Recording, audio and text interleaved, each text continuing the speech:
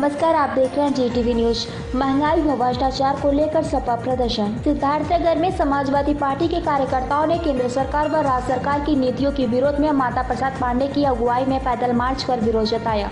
साथ ही राज्यपाल को संबोधित ज्ञापन उप जिलाधिकारी को सौंपा। दोपहर 12 बजे डुमरियागंज समाजवादी पार्टी के कार्यकर्ता पार्टी कार्यालय में पैदल मार्च करते हुए उप जिलाधिकारी कार्यालय पहुंचे। इस दौरान उन्होंने जमकर योगी मोदी विरोध नारेबाजी की। तहसील परिषद में बोलते हुए सपा नेता चिंकू यादव ने कहा कि प्रदेश की सरकार की गलत नीतियों के चलते कोरोना संकट बढ़ा।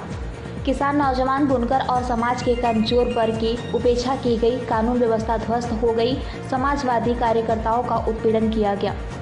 भ्रष्टाचार व घोटालों पर कोई नियंत्रण नहीं आदि समस्याओं को गिनाया। इस अवसर पर पूर्व विधानसभा अध्यक्ष ने कहा कि अभी भी सरकार नहीं चेती तो अगली बार और बृहद धरना प्रदर्शन किया जाएगा।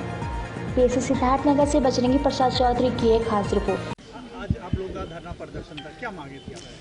हम लोगों का धरना प्रदर्शन मुख्य मुद्दा है कि जो इन्होंने जबरदस्ती, लोकसभा में इनका बहुमत था तो कोई बात नहीं, राज्यसभा में इनका बहुमत नहीं था, जबरदस्ती किसानों के विरोध में इन्होंने जो बिल पास किया है उसके विरोध में हमारे राष्ट्रीय अध्यक्ष श्री अखिलेश यादव जी ने आह्वान किया था, हम लोगों को निर्देश दिया था। उसके लिए हम लोग तहसील प्रांगण में आए हैं धरना प्रदर्शन करने। और बेरोजगारी है मुख्य मुद्दा, किसान को यूरिया नहीं मिल रहा है, जहां देखो वहीं लूट, हत्या, बलात्कार, भ्रष्टाचार में ये भाजपा सरकार कंठ डूबी हुई है। ये सब मुद्दों को लेकर के हम लोग आज तहसील में अपने नेता के आदेश पे आए हैं। जो मांगे आपकी हैं, अगर नहीं मानी जाती तो फिर क्या? हम लोग सदन में जो हमारे सांसद हैं, विधायक हैं, वो सदन में लड़ाई करेंगे और यदि नहीं मानते हैं तो हम कार्यकर्ता सड़क पे लड़ाई करेंगे और इनको मजबूर कर देंगे मानने के लिए। इनको मानना ही पड़ेगा। आपने देखा होगा जैसे इन्होंने इन्होंने 5 साल के लिए संविदा किया था, हमारी नेता आदरणीय अखिलेश यादव जी ने अपने लोगों को सड़कों पे उतारा, उससे योगी सरकार डर करके संभवतः ये फैसला वापस ले ली है। ऐसे इनको ये फैसला वापस लेना पड़ेगा। बड़े पैमाने पर समाजवादी पार्टी कार्यकर्ताओं का उत्पीड़न किया जा रहा है और उत्पीड़न के साथ साथ हमारे सांसद आजम खां को अनावश्यक रूप से राजनैतिक उत्पीड़न के रूप में सैकड़ों मुकदमे फर्जी उन पर, उनकी पत्नी एमएलए पर, उनके बेटे पर लिख करके जेल में डाल दिया गया है। और आपने सुना होगा कि 90 मुकदमे लिखे गए। ये कहाँ का न्याय है? इसके लिए हम लोग जनता को ये धरना के माध्यम से जनता को बताना चाहते हैं कि ये सरकार क्या कर रही है। रोज इनकाउंटर हो रहे हैं और इनकाउंटर में भी सबसे बड़ी संख्या में, हम जाति नहीं बताना चाहते, लेकिन प्रबुद्ध समाज के लोग, पिछड़ी जात के लोग और अल्पसंख्यक के लोगों की सबसे बड़ी संख्या इनके इनकाउंटर में है।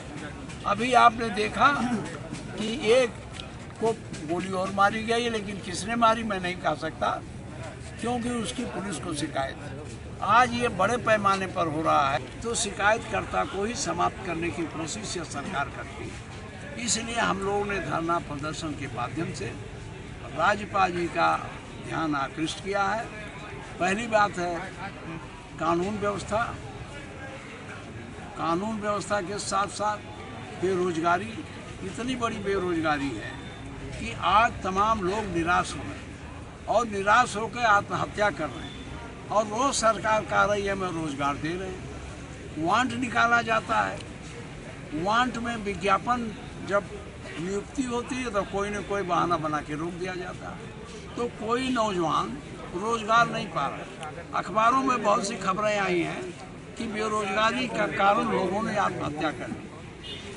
जो हमारे प्रदेश के लोग बाहर से आए थे लॉकडाउन में, उनको काम देने को कहा था, किसी को काम मिला हो तो बताओ। आप यहीं इटवा में देख लो, रोज 25 भर के भाग रहे हैं। मैंने पूछा क्यों जा रहे हो कोरोना में?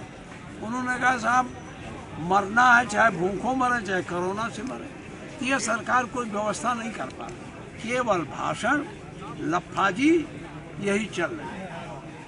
और हमारे बारे में बड़े कमेंट होते हैं, हम जवाब नहीं देना चाहते। इतना कहना चाहते हैं, रोज आपने देखा होगा चौराहे पर पोस्टर लगा, इटवा शून्य से शिखर की तरफ। तो अगर तहसील बनाना शून्य है तो शिखर तो जिला बनाना हुआ ना।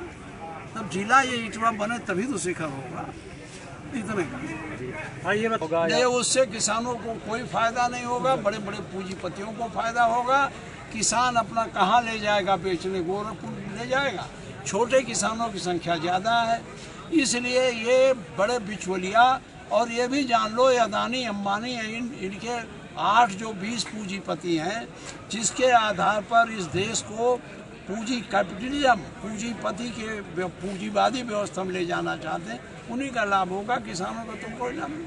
अभी तो इन्होंने दबाव में आके कह दिया कि हम न्यूनतम मूल्य जारी करेंगे, लेकिन अभी तक जो न्यूनतम मूल्य है उसी में नहीं खरीदारी हो पा रही है। अब जब इतना फ्री कर देंगे तो न्यूनतम मूल्य कहाँ खरीदा जाएगा।